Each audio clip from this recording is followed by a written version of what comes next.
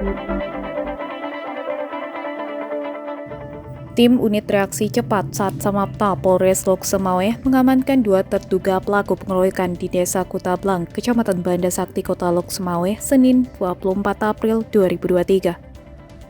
Kapolres Lok Semawe AKBP Hengki Ismanto melalui Kasat Samapta Ibtu Hedi mengatakan kedua terduga pelaku pengeroyokan yaitu M 15 tahun dan S 17 tahun yang merupakan warga Kecamatan Banda Sakti, Kota Lok Semawe. Pengeroyokan itu terjadi di Desa Menasahme, Kecamatan Muara II, Kota Lok Semawe pada pukul 2 dini hari. Korban yang merupakan warga setempat bernama Muhammad Hans Konan 27 tahun dan Zulfahmi 24 tahun dikeroyok karena diduga pelaku tidak terima ditegur oleh korban.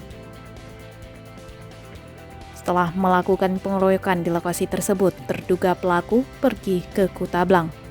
Tidak lama kemudian, pihaknya mendapat informasi bahwa keduanya telah ditangkap oleh warga Kutablang serta melaporkannya ke pihak kepolisian.